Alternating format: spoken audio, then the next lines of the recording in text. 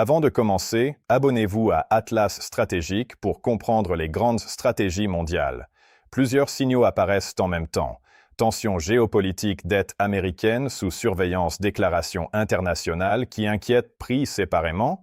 Ces éléments semblent normaux. Mais ensemble, ils posent une question beaucoup plus sérieuse.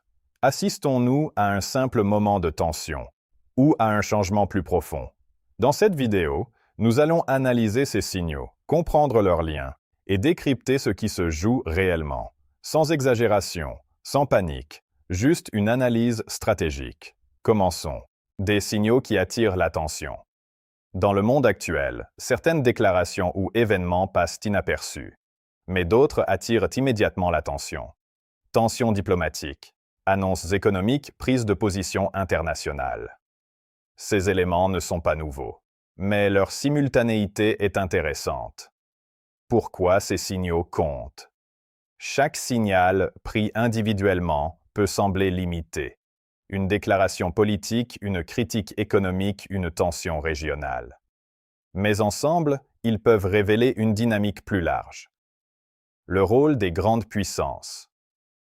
Dans ce type de situation, les grandes puissances jouent un rôle central.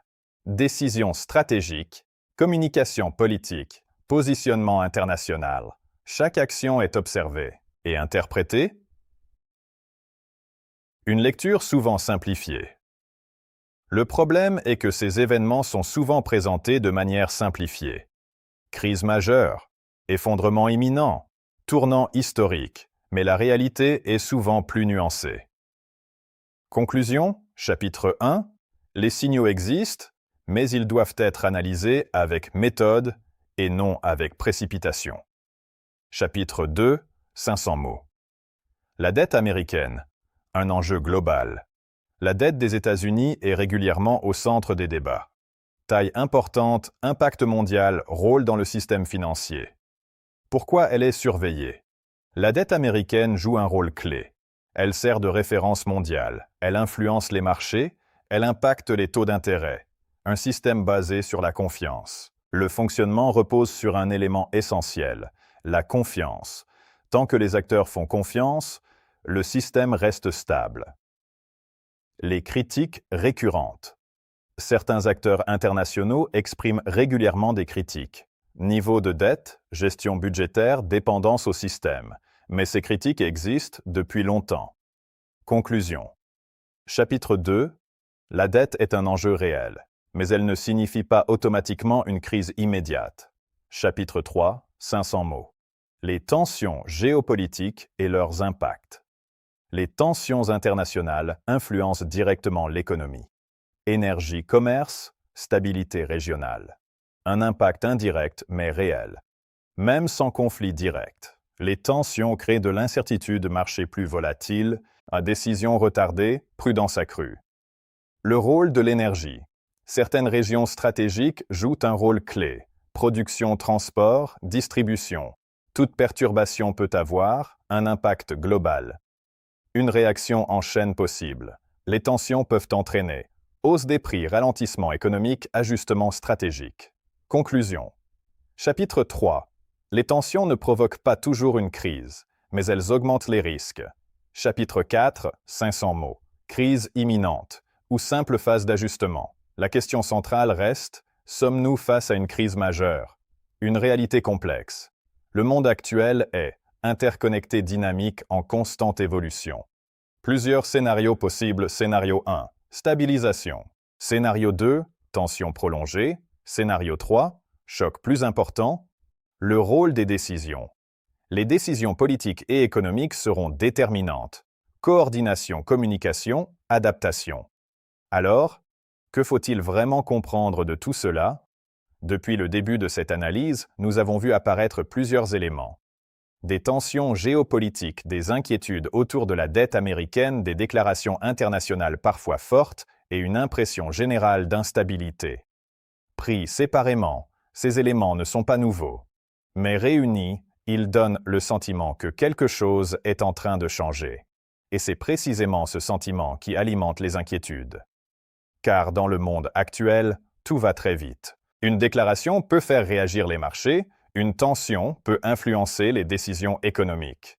Une information peut modifier la perception globale. Et en économie, comme en géopolitique, la perception joue un rôle aussi important que la réalité. C'est ici qu'il faut faire preuve de recul. Car face à une accumulation de signaux, il est tentant de conclure rapidement. Une crise arrive. Le système va s'effondrer. Tout va basculer. Mais ces conclusions sont souvent simplifiées, et parfois elles passent à côté de l'essentiel. L'essentiel, c'est de comprendre que nous vivons dans un système complexe, un système interconnecté, un système dynamique, un système capable d'absorber des chocs. Cela ne signifie pas qu'il est invulnérable, mais cela signifie qu'il est plus résilient qu'on ne le pense. Prenons un instant pour réfléchir à la nature des crises. Une crise majeure ne se déclenche pas uniquement à cause d'un événement. Elle résulte d'une accumulation d'un déséquilibre, d'une perte de confiance et surtout d'un manque de capacité d'adaptation. Or, aujourd'hui, que voyons-nous? Des tensions, mais aussi des ajustements des inquiétudes, mais aussi des réponses des critiques, mais aussi des mécanismes de stabilisation. Autrement dit, le système est sous pression, mais il continue de fonctionner. Il est également important de comprendre le rôle du temps, car le temps est un facteur déterminant. Une tension ponctuelle peut être absorbée, une tension prolongée peut créer des déséquilibres. C'est donc la durée qui transforme une situation. En simple épisode ou en véritable crise, un autre élément clé est la capacité d'adaptation des acteurs. État, institutions, entreprises. Tous s'adaptent en permanence.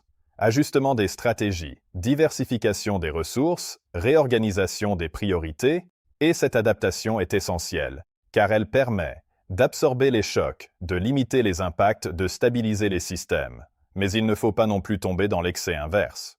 Ignorer les signaux serait une erreur, car certains éléments doivent être surveillés. Niveau d'endettement, tension internationale, équilibre économique global. Ces facteurs peuvent, dans certaines conditions, amplifier les risques. La clé est donc de trouver un équilibre dans l'analyse. Ni alarmisme excessif, ni optimisme aveugle, mais une lecture lucide. C'est cette lecture qui permet de comprendre une chose essentielle. Nous ne sommes pas face à un effondrement immédiat, mais nous ne sommes pas non plus dans une stabilité totale.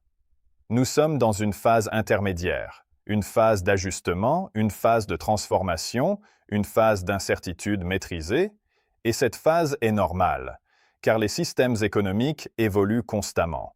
Ils s'adaptent, ils se transforment, ils se réorganisent. Alors la vraie question n'est peut-être pas « une crise va-t-elle arriver ?», mais plutôt « comment le système va-t-il évoluer face à ces tensions ?» Car l'avenir dépend de plusieurs facteurs. Décisions politiques, choix économiques, évolution géopolitique, et ces facteurs ne sont jamais figés. C'est pour cela qu'il faut rester prudent face aux certitudes. Les scénarios évoluent, les dynamiques changent, les équilibres se déplacent. Ce qui semble évident aujourd'hui peut être remis en question demain, et c'est précisément ce qui rend l'analyse stratégique si importante. Comprendre les mécanismes, anticiper les évolutions, éviter les conclusions hâtives. Dans un monde où l'information circule rapidement, il est facile de se laisser emporter par des récits simplifiés. Des titres alarmants, des analyses rapides des conclusions définitives. Mais la réalité est plus nuancée. Et cette nuance est essentielle, car elle permet de mieux comprendre, mieux anticiper, mieux analyser. Alors, que retenir de tout cela? Oui, il existe des tensions.